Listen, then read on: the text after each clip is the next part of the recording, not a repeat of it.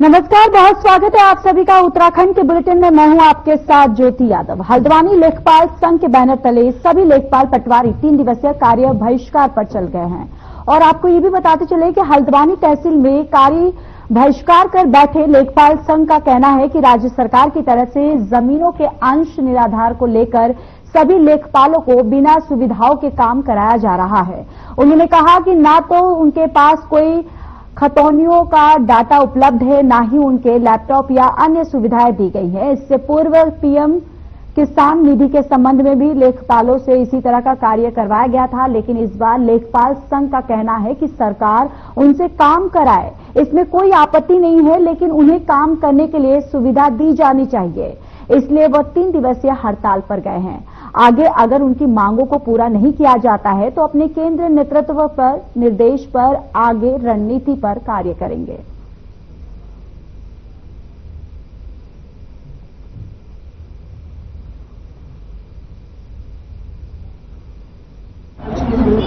हमें बताया गया कि हम नया बैच आए हैं और हम नए बैच में हमें छात्रों को कराई गई और साथ ही साथ जल्दी कार्य करना चाह रहा है और जल्दी कार्य करना काम करने के लिए दिया गया है। पूरे प्रदेश स्तर पर ये काम होना है, जिसमें पूरे प्रदेश की समस्त अधिकारियों में खातेदारों के अंश का निर्धारण किया है, जो कि एक बहुत गंभीर और जटिल प्रक्रिया है, जिसके लिए पूर्व में एक पूरी प्रक्रिया बनाई गई थी, रोस्टर बनाया गया था, जिसके तहत पूरा काम किया जाना था। ये काम क्योंकि ऑनलाइन होना है, इसके लिए हमें लैपटॉप, इंटरनेट वगैरह की नितांत आवश्यकता है, जिसकी वजह काम नहीं किया जा सकता, जिसकी ये हमारे द्वारा समय समय पर मांगे की गई हैं। लेकिन आज दिनांक तक सरकार द्वारा हमारी इस मांगों पर कोई कार्रवाई नहीं की गई है, ना ही हमारी कोई सुनवाई हुई है। भारत सरकार द्वारा और उत्तराखंड सरकार द्वारा एक कार्यक्रम चलाया जा रहा है खातेदारों का अंश निर्धारण, जिसमें कि फार्मर रजिस्ट्री करके प्रोग्राम है। सरकार द्वारा ये कार्यक्रम काफी लंबे समय से चलाया जा रहा है, लेकिन आज दिनांक तक हम लोगों ने पूर्व से ही कई बार मांग करी है कि एक जटिल प्रक्रिया है, जिसके लिए हमें पर्याप्त संसाधन दिए जाएं, पर्याप्त प्रशिक्षण दिया जाए और जो इसमें जटिलताएं हैं उसमें शिथिलता के लिए हमें जो भी संसाधन या जो भी आवश्यकता है वो दी जाए। सरकार द्वारा पिछले 3 माह से कहने के बाद भी कुछ नहीं किया गया, बल्कि अभी कुछ समय पूर्व ही 15 दिन पहले लगभग एक शासनादेश जारी होता है, जिसमें कहा जाता है कि 5 गाँवों के एक मुश्त आप अंश निर्धारण के कार्य को पूरा कीजिए, जो कि अपने आप में बहुत जटिल काम और कठिन काम था।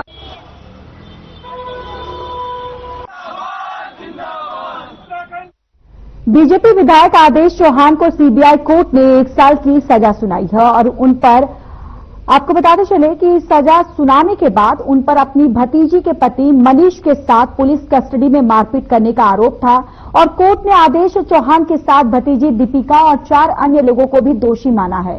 पुलिस के 2 सिपाहियों दिनेश और राजेंद्र को भी सजा दी गई है। यह मामला दहेज उत्पीड़न से जुड़ा था और हाईकोर्ट के आदेश पर सीबीआई ने इसकी जांच की थी। कोर्ट ने सभी को सबूतों के आधार पर दोषी ठहराया है।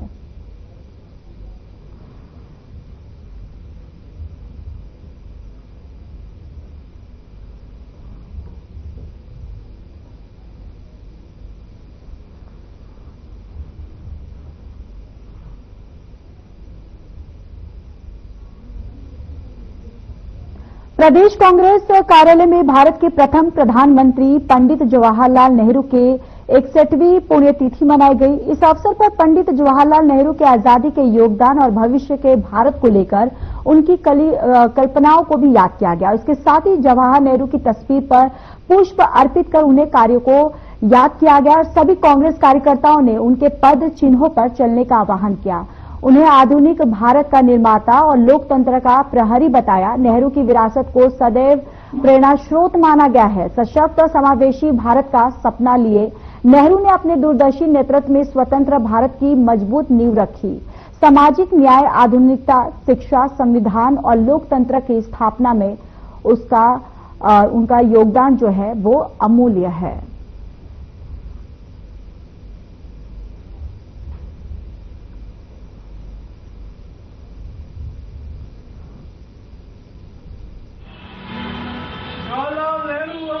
देखिए, हमारे देश के प्रथम प्रधानमंत्री की पुण्यतिथि पर मैं उनको चरणों में सत्सर नमन करती हूँ और 2 पंक्तियां कहना चाहूंगी उनके लिए कि 27 मई 1964 का दिवस अभागा, 27 मई 1964 का दिवस अभागा, अजरामर उस महाप्राण ने तन को त्यागा। हम अंग्रेजों की गुलामी से जकड़े हुए थे, हमारी भारत माता कराह रही थी, गुलामी की बेड़ियां उसके पैरों में थी, और तब मसीहा बनकर आए हमारे महात्मा राष्ट्रपिता महात्मा गांधी जी, पंडित नेहरू जी, सबने एक साथ कंधे से कंधा मिलाकर देश की आजादी में भाग लिया और अंग्रेजों को यहां से भगाया।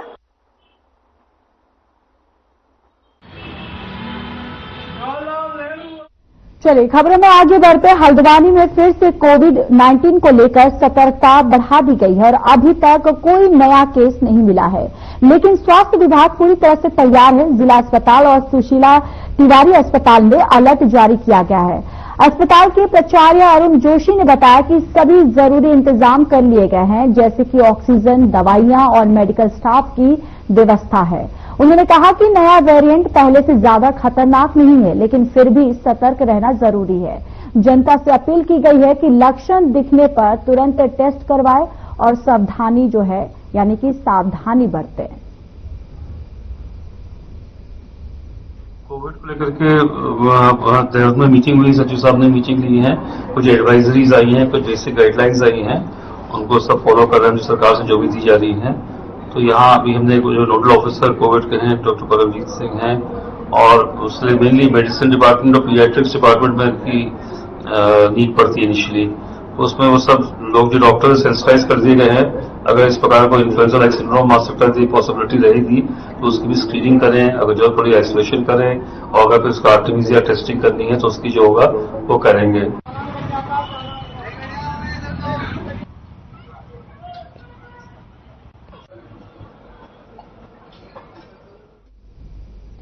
Special magistrate CBI Sandeep Bhandari की अदालत ने रिटायर्ड प्रोफेसर को अवैध तौर से हिरासत में रखने, मारपीट और अन्य धाराओं में रानीपुर के विधायक आदेश कुमार चौहान, उनकी भतीजी दीपिका चौहान और पुलिस विभाग से CO retire R K Chamoli, inspector Rajendra Singh Rautela और दिनेश कुमार को सजा सुनाई है।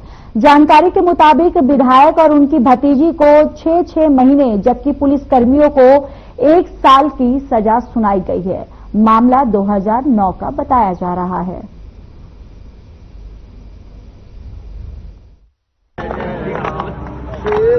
उत्तराखंड भारतीय जनता पार्टी की विजय संकल्प यात्रा आज हमारे अपने रानीपुर विधानसभा क्षेत्र में के शिवाली नगर में और नवोदय नगर में पहुंच रही है। श्री राम जय राम जय जय राम, श्री राम जय। पौड़ी के विकास खंड कलजी खाल पट्टी मनियारसेऊ के विभिन्न गांवों में पालतू जानवरों पर निरंतर हो रहे हमलों में ग्रामीणों में दहशत का माहौल बना हुआ है। हालांकि वन विभाग रोज घटनास्थल के गांव में गश्त जारी है। बताते चले कि 6 महीने से निरंतर हो रहे हमलों से जिससे निजात पाने के लिए क्षेत्र के समाज सेवियों की तरफ से जिलाधिकारी को पत्र दिया गया, जिसका तत्काल संज्ञान लेते हुए जिलाधिकारी के निर्देशों पर उप प्रभागीय वन अधिकारी एसडीओ आयशा बिस्ट और वन मंत्री अधिकारी दिनेश चंद्र नौटियाल और उन्होंने पंचायत भवन में ग्रामवासियों के साथ बैठक कर पशुपालक सोहन लाल से मुलाकात की।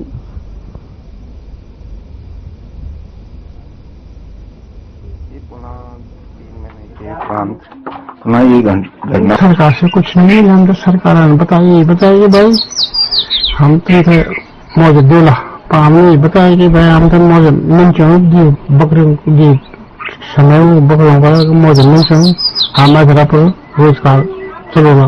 नागदेव बेंच से और पौड़ी से हमारी वनकर्मी अधिकारी आयशा बिस्ट मैम और नौटियाल सर गांव में आए हैं और उन्होंने सोहनलाल जो काश्तकार है जिनकी 2 बार बकरियों को गुलदार द्वारा निवाला बनाया गया है, उनको पूरा आश्वासन दिया है, आश्वस्त किया है कि आपको जल्दी से मुआवजा मिल जाएगा और आप फिर से अपनी जो बकरी पालन का जो रोजगार करते हैं उसको फिर से शुरू कर सकते हैं। धारी गांव में रेंज अफसर पौड़ी और अपने अडवाणी वन अनुभाग के स्टाफ के साथ उपस्थित हुए हैं दारी गांव में। दारी गांव में हमें शिकायत प्राप्त हुई थी कि सोहनलाल जी की 12 बकरियों को किसी अज्ञात जानवर ने निवाला बना दिया। तो अज्ञात जानवर की पुष्टि वन विभाग की टीम के द्वारा कर दी गई है।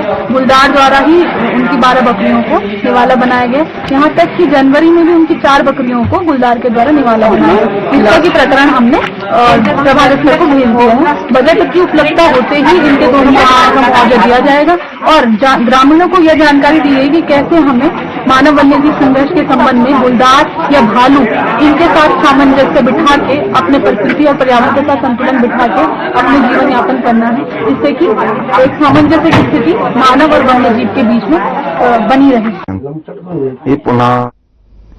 देहरादून में जिलाधिकारी के निर्देश पर मुख्य विकास अधिकारी अभिनव शाह की अध्यक्षता में जनता दरबार लगाया गया है। हर सोमवार की तरह इस बार भी लोगों की समस्याएं सुनी गई हैं। कुल 113 शिकायतें मिली, जिनमें से कुछ का तुरंत समाधान कर दिया गया और बाकी शिकायतों को संबंधित विभागों को भेजा गया है।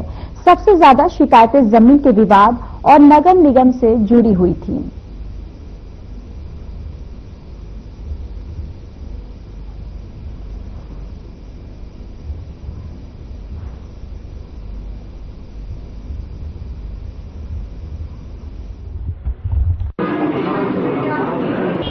जैसा कि आपको पता ही है, जो हम हर सोमवार को ये जनता दरबार हम लगाते हैं ताकि जितनी भी हमारे नागरिक हैं और जो देहरादून से रिलेटेड जिनकी भी शिकायत है उनका हम त्वरित तौर पर निस्तारण कर सकें। तो उसी क्रम में आज जो 113 हमारे शिकायतें प्राप्त हुई थी, तो अधिकांश का हमने कोशिश करी कि मौके पे निस्तारण हो जाए। कुछ शिकायतें हैं जो थोड़ी लॉन्ग टर्म है, जिनमें जैसे फील्ड से रिलेटेड है, तो वो संबंधित हमने जो एसडीएम्स हैं और जो संबंधित विभाग है उनको भेज दी है और जो नेक्स्ट वीक है उससे पहले वो हमको रिपोर्ट दे देंगे और कोशिश करेंगे कि सभी शिकायतें जल्द से जल्द निस्तारण हो जाए। रानीखेत मिशन इंटर कॉलेज सभागार में 3 दिवसीय अतः चेतना चित्रकला प्रदर्शनी का भव्य शुभारंभ हुआ। प्रदर्शनी का शुभारंभ करते हुए मुख्य अतिथि छावनी परिषद के मुख्य अधिशासी अधिकारी कुणाल रोहिला ने कहा कि एकल प्रदर्शनी में आधुनिक और चित्र शैली की चकाचौंध में गुम होती परंपरागत शैली की चित्रकारों की स्थान देकर ऊंचाइयां देने पर प्रयास किया गया है। और कार्यक्रम संयोजक और रंगकर्मी विमल सती ने एकल प्रदर्शनी के चित्रकार प्रकाश पपरने का विस्तृत परिचय देते हुए कहा कि उनकी एकल और ग्रुप प्रदर्शनियां Lalit Kala Akademi, fine art and craft society Delhi, Dehradun के अलावा चीन के बीजिंग, संघाई और ग्वांजू में लग चुकी है।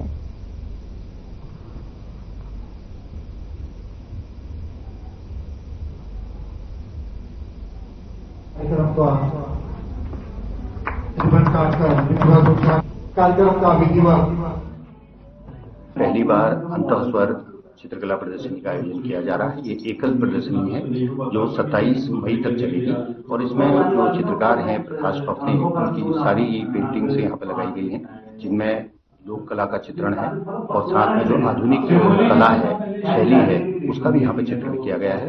और हमारा सभी से अनुरोध है कि अधिक से अधिक संख्या में जो शहरवासी हैं, क्षेत्र के लोग हैं और इससे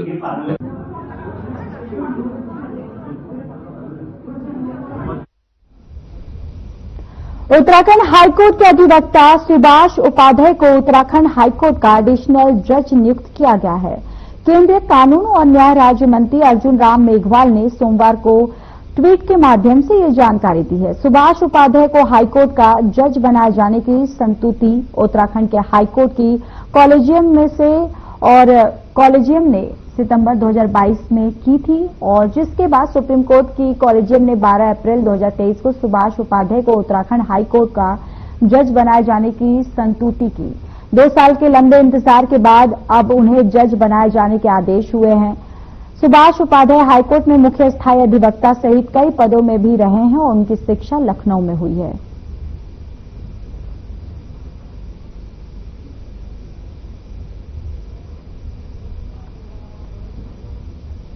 तो नैनीताल से ये खबर आप तक पहुंचा रहे हैं, जहां पर हाईकोर्ट के अधिवक्ता सुभाष उपाध्याय थे और देखिए अब हाईकोर्ट के नए एडिशनल जज की जो है वो नियुक्ति कर दी गई है। सुभाष उपाध्याय को अब नया जज जो है बनाया गया है और इनकी पढ़ाई दरअसल लखनऊ से हुई है और अब ये हाईकोर्ट के नए एडिशनल जज की नियुक्ति कर दी गई है और अब सुभाष उपाध्याय जो हैं नए जज बनाए गए हैं।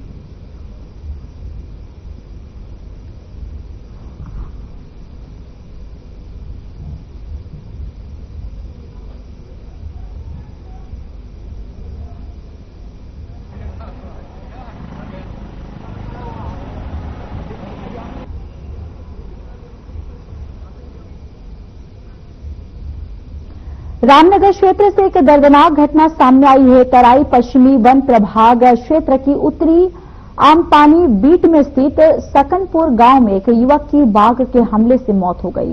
तो वहीं मृतक की पहचान 35 वर्षीय विनोद कुमार के रूप में हुई। बताया जा रहा है कि गांव में एक पारिवारिक शादी थी और सिलसिले में सभी लोग लकड़ी से लेने जंगल गए थे और इसी दौरान सकनपुर क्षेत्र के गांव के पास जंगल के किनारे बाघ ने अचानक विनोद पर हमला करके उसे दबोच लिया, घसीटते हुए जंगल के अंदर ले गया। साथ में मौजूद लोगों ने जब शोर मचाया तो बाघ युवक को छोड़कर जंगल में चला गया।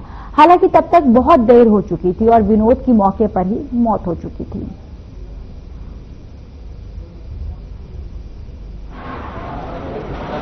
घटना सर राणा जी के सामने की है और हम जो रोड के किनारे से लकड़ी ठोक रहे थे, बिल्कुल किनारे से सर, और वहां से उठाया इसने शेड में और पकड़ के लेकर सीधा भाग गया जंगल के अंदर। फिर हम लोग 5-7 जने थे इकट्ठे, हम सब लोग भागे उसके पीछे, तब भी वो कब्जे में नहीं आया था, अंदर लेकर भाग गया, बड़ी मुश्किल से छुड़ाया। देखिए, जो तराई पश्चिमी वन प्रभाग में रामनगर रेंज है, रामनगर रेंज के अंदर जो उत्तरी आमपानी बीट है, उस आमपानी बीट में आज लोग लकड़ी के लिए अंदर जंगल के अंदर गए हुए थे, तो उन पर एक बाघ के द्वारा हमला किया गया। उनमें से एक जो व्यक्ति है उसको बहुत बुरी तरीके से घायल कर दिया गया था, तो चिकित्सा के लिए उसको लाते समय रास्ते में व्यक्ति का देहांत होने का बहुत दुखद घटना है।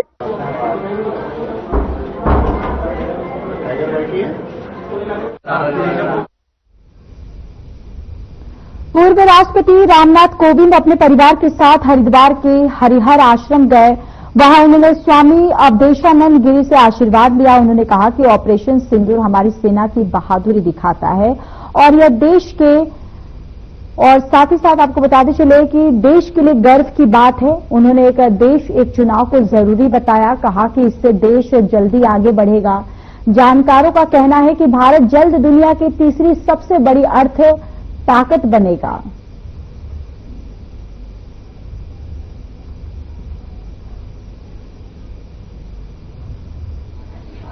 एक यद्यपि देश के लिए गौरव की बात है, उसमें हम सब लोग भारतीय शामिल हैं और इसी नाते मैं इतनी ही बात कहूंगा कि एक ये जो हमने इस हमारे देश की सेनाओं का जो पराक्रम और शौर्य का ये प्रतीक है और मुझे लगता है हमने विश्व में एक बहुत बड़ा संदेश दिया है और आतंकवाद के खिलाफ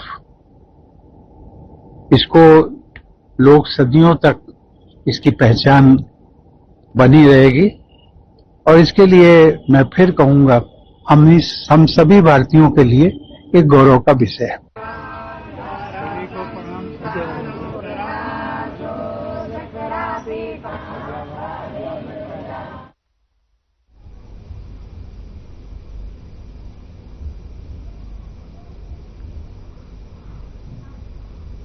हर वर्ष उत्तराखंड में बढ़ती गर्मी के साथ वनाग्नि की घटनाएं भी बढ़ती नजर आती हैं और जिसमें कमी लाने के लिए वन विभाग लगातार कोशिश कर रहा है। इसको लेकर वन मंत्री सुबोध उनियाल का कहना है कि वनाग्नि की घटनाओं में कमी आई है। उन्होंने कहा कि पहली बार इस राज्य के जिलाधिकारी और जिला प्रशासन की भूमिका वनाग्नि में दिखाई दी। जिलाधिकारी की अध्यक्षता में एक कमेटी बनी जिसका फायदा हमें भी हुआ है और आपदा प्रबंधन मद से भी हमें करोड़ों रुपए प्राप्त हुए हैं, जिससे वनाग्नि को रोकने में मदद मिलेगी।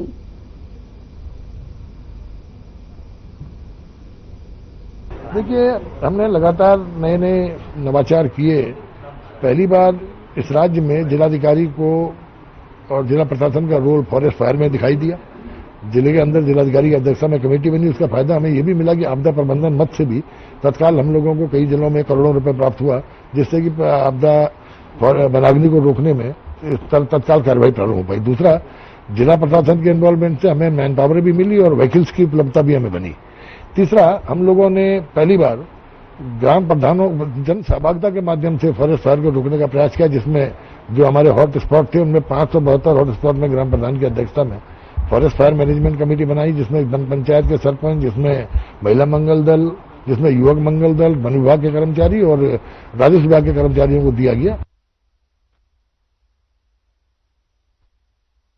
काशीपुर के NH 74 कूड़ा थाने के सामने हाईवे पर बीजेपी के PCU चेयरमैन राम मेहरोत्रा ने पर्यटकों की सुविधा के लिए एक आलीशान रेस्टोरेंट का शुभारंभ किया। टनकपुर से चलकर देहरादून को जाने वाले हर व्यक्ति को यहां पर स्वादिष्ट व्यंजनों का आनंद मिल सकेगा। प्रदेश के पूर्व मुख्यमंत्री भगत सिंह कोश्यारी और सांसद अजय भट्ट ने संयुक्त रूप से रॉयल हवेली नामक रेस्टोरेंट का फीता काटकर शुभारंभ किया। इस दौरान वहां पर बीजेपी के जिलाध्यक्ष मनोज पाल, बीजेपी के पूर्व जिलाध्यक्ष गुंजन सुखीजा, किच्छा के पूर्व विधायक राजेश शुक्ला, काशीपुर के पूर्व विधायक हरभजन सिंह चीमा, जसपुर विधायक आदेश चौहान समेत काशीपुर और प्रदेश के वरिष्ठ नेताओं की उपस्थिति दर्ज रही।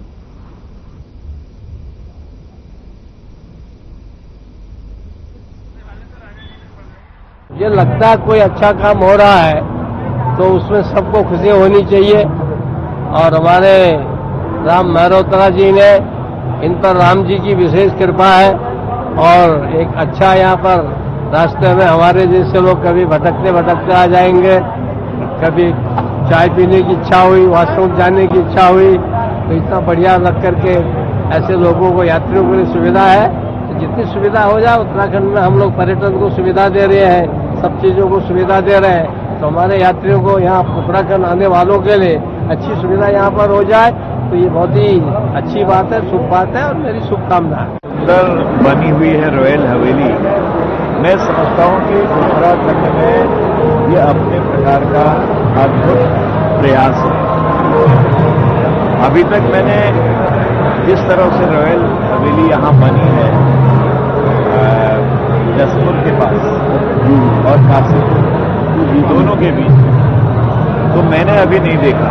जैसे कि हम दिल्ली जाते ही हैं, ये NHAI की तरफ से शायद लैंड दी जाती है, उस पर अगर कोई अच्छा निर्माण करता है तो वो रॉयल हवेली जैसा ही होता है। जो ये प्रोजेक्ट शुरू करा है, इसमें रॉयल हवेली के नाम से हमने रेस्टोरेंट, पार्टी रूम और अपना बच्चों का गेमिंग जोन, और इसमें हम 2-3 ब्रांड लेकर आ रहे हैं और साथ ही इसके पेट्रोल पंप, उसके बाद शॉपिंग, ये पूरा जो है पूरा प्रोजेक्ट है, जिसमें से हम अभी इसका एक पार्ट ये शुरू करा है, बच्चों का गेमिंग जोन और ये, और मतलब हमने बहुत अच्छे क्लास के वॉशरूम यहाँ पर बनाए हैं जिससे लोगों को सुविधा हो। और हमारे मोदी जी का ख्वाब भी है कि भाई जो शौचालय है वो साफ सुथरे और बढ़िया होने चाहिए। उत्तराखंड के पूर्व सीएम और कांग्रेस के वरिष्ठ नेता हरीश रावत ने अपने चिरपरिचित अंदाज में कारगिल चौक स्थित एक वेंडिंग पॉइंट में काफल पार्टी दी है और ये काफल पार्टी ऑपरेशन सिंदूर की सफलता और पूर्व सैनिकों के सम्मान में आयोजित की गई। तो वहीं हरदा की काफल पार्टी में कांग्रेस कार्यकर्ताओं, उनके समर्थकों की भी भारी भीड़ उमड़ी और इस दौरान उन्होंने बीजेपी पर निशाना साधा। तो वहीं राज्यसभा सांसद नरेश बंसल ने कहा कि हरीश रावत अब जीवन के चौथे चरण में हैं।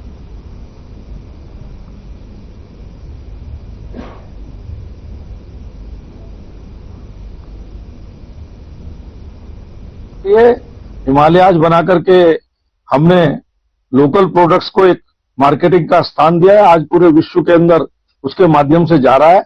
लेकिन अब चूंकि जीवन के चौथे चरण में हरीश रावत जी है, तो संन्यास के समय इस प्रकार की काफल पार्टियां उनको शोभा भी देती है और उनको करनी भी चाहिए।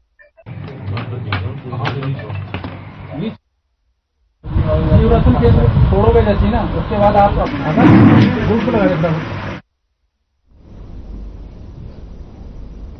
नगर निगम की बेशकीमती जमीनों को भू माफिया से बचाने के लिए अब नई तकनीकी का सहारा लिया जाएगा उत्तराखंड स्पेस एप्लीकेशन सेंटर की मदद से सरकार ने एक अत्याधुनिक मोबाइल ऐप तैयार किया है, जिसके जरिए देहरादून नगर निगम क्षेत्र में जमीनों पर नजर रखी जाएगी और जमीनों पर होने वाले छेड़छाड़ या कब्जे की जानकारी अधिकारी को अलर्ट के माध्यम से मिल जाएगी। इस पर त्वरित कार्रवाई कर जमीन को कब्जा मुक्त करने और अतिक्रमण करने वालों पर कार्रवाई करने में तेजी आएगी।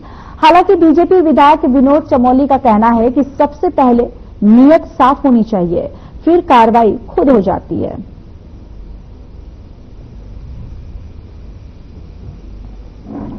देहरादून में ये बहुत देखने में आया है कि तमाम नाले खाले भूमाफिया द्वारा और बिल्डरों द्वारा कब्जे किए गए हैं, सरकारी जमीनें खुर्द-बुर्द हुई हैं। तो ये ऐप हमारी मदद करेगा और मेरा तो कहना है कि बाकायदा मैंने कई बार इसमें जो सीनियर अथॉरिटीज हैं जिसको देखना चाहिए उनसे कहा भी है कि टीम बनाकर कम से कम सरकारी जमीनों को ऑडिट हो जाए, ताकि कितनी जमीनें खाली पड़ी हुई, कितनी जमीनें लोगों के कब्जे में है, जो खाली पड़ी हुई है उसकी फेंसिंग करके उसको बचाने का काम हो, और जो लोगों के कब्जे में उनको कैसे निकाला जा सकता है उस पर आगे एक्सरसाइज हो।